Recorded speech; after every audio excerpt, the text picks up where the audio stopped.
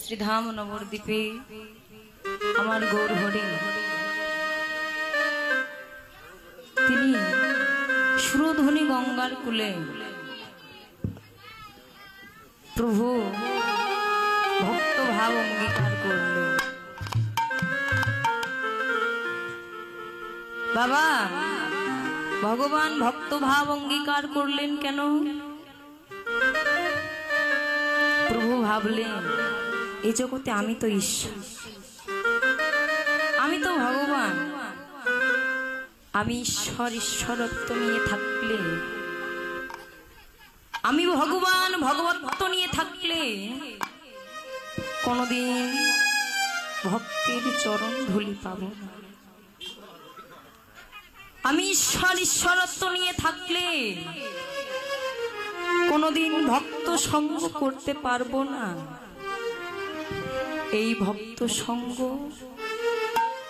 আর এই ভক্তের চরণ ধুলি পাবার আশায় আমার ভগবান তিনি নিজেই ভক্ত ভাব অঙ্গীকার করলেন।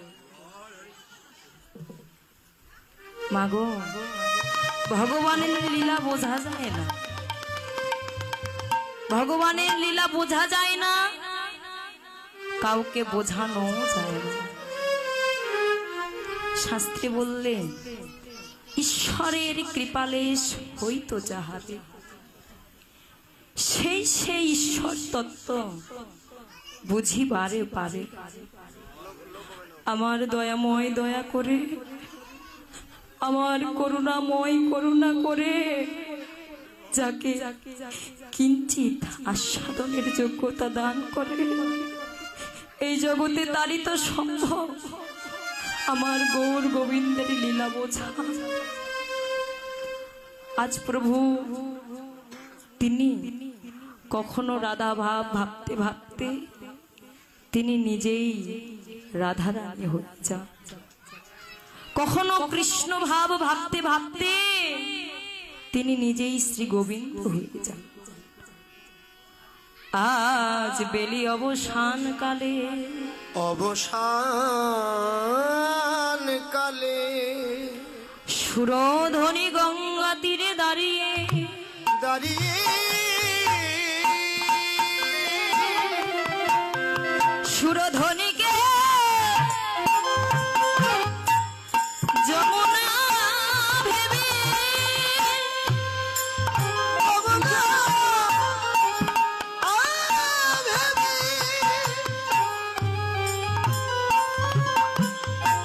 আবার গোবিন্দের মনে পড়ে যায়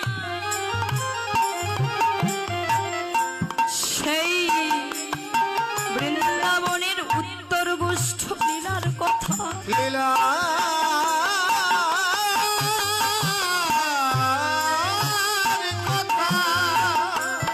ভাবে বিভোর হয়ে আজ প্রভু আমার আজ যেন খেলা খেলিছে, প্রভু আমার খেলা খেলিছে, ও তার অন্তরঙ্গ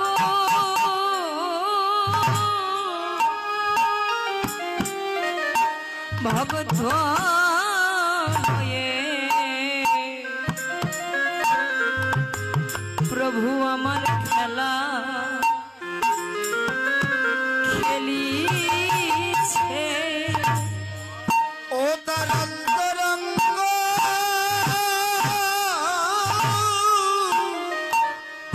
ভক্ত হয়ে প্রভু খেলা খেলিছে। ব্রজে ব্রজে খেলে বুঝিতা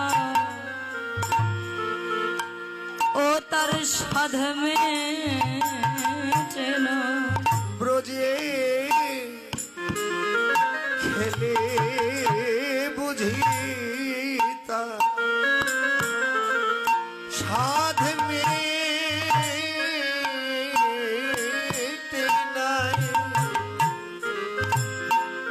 আজ সেই খেলা আজ খেলে গবু ব্রজে খেলে বুঝিতা ও তার সাধ মেটে না সেই খেলা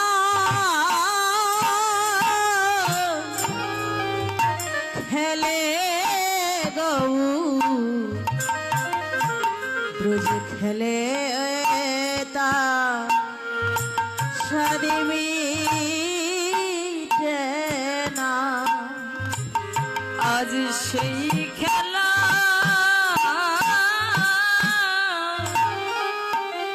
খেলে গো ব্রজ খেলে বুঝি ও তার স্বাদ মেটে না মধুর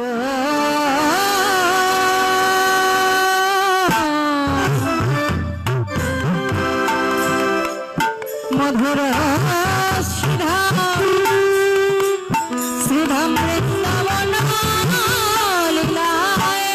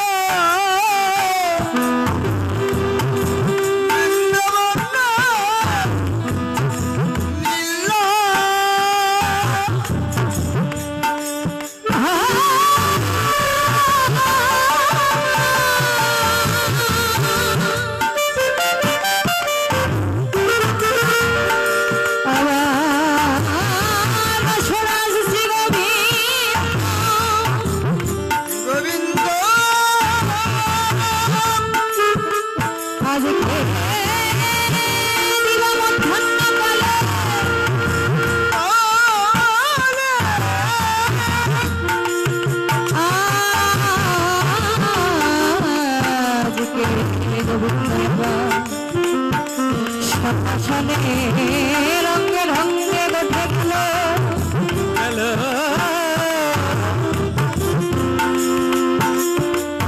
সফসনে রঙে রঙে উঠে খেলা খেলতে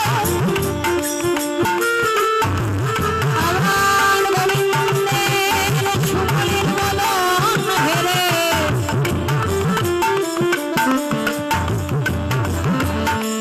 গোবিন্দের জন্য আর খেলা ভালো লাগে না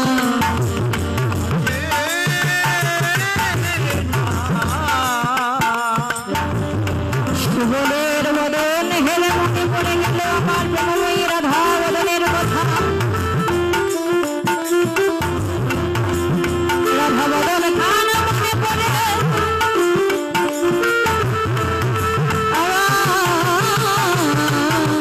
গোবিন্দ যেমন যমুনার কুলিনে বটুকে আর সুবলকে সঙ্গে লইয়ে স্নান করিতে লাগিলে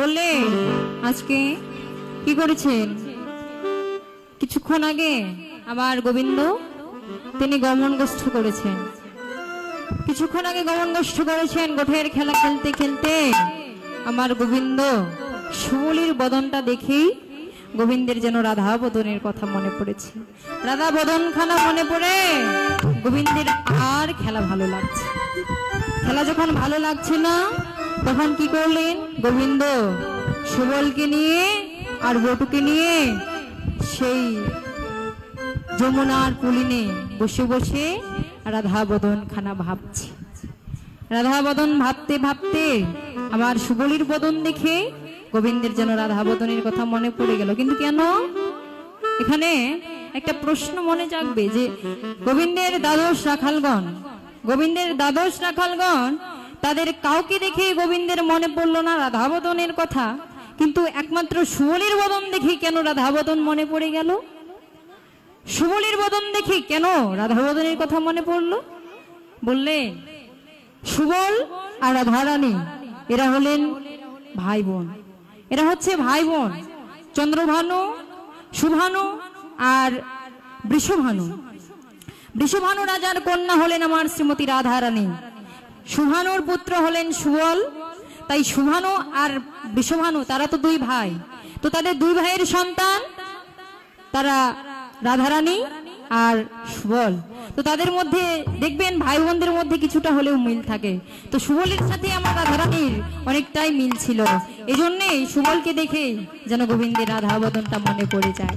রাধাবদন মনে পড়ে তার আর খেলা ভালো লাগে না, বটুকে আর সুবলকে নিয়ে গোবিন্দ ওই সোনার ফুল নিয়ে রাধাবদন ভাবনা করছে। আর এদিকে গোবিন্দজি রাধাবদনের কথা মনে পড়ে সে যে রাধা নাম করতে করতে সে যে ভাবে বিভোর হয়ে যাচ্ছে, কিন্তু রাধারানী সে কি ভালো আছে? সেও তো ভালো নাই।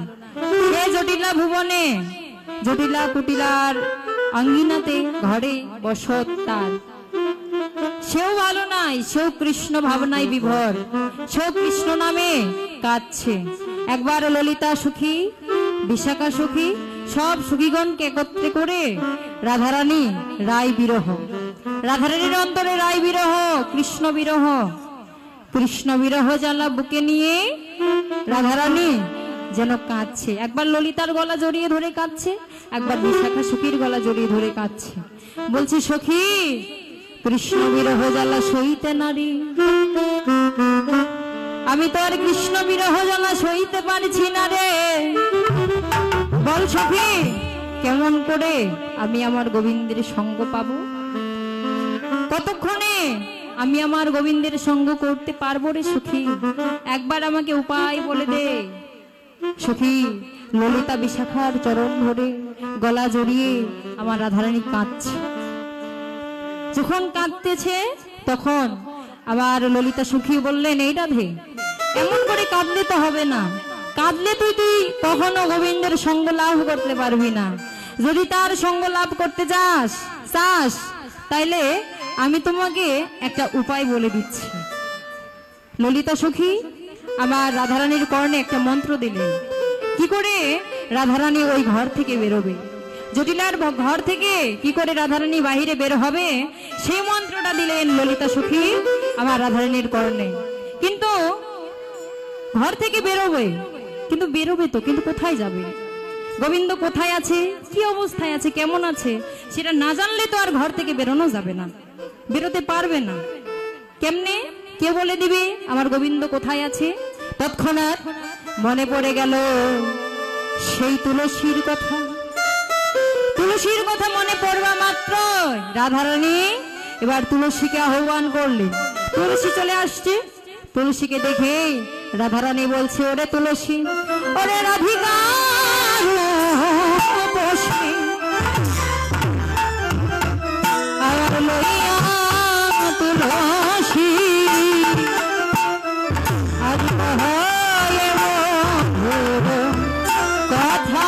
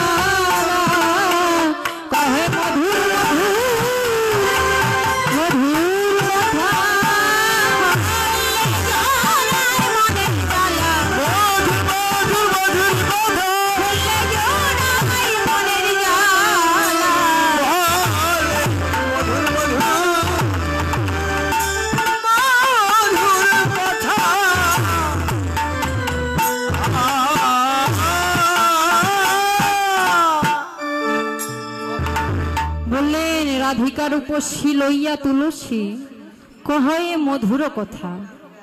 এ জগতে মধুর কথা কোন কথা? মধুর কথা কোন কথা? একমাত্র মধুর কথাই হলো একমাত্র কৃষ্ণ কথা, হরি কথা। মধুর মধুর মধুর কথা। সেই তুলসীকে বুকে জড়িয়ে রাধারানী তুলসীকে বুকে জড়িয়ে নিয়ে বলছে, ও তুলসী, দেখ তুলসী, কৃষ্ণ বিরহ জ্বালা সইতে নারী। ও তুলসী,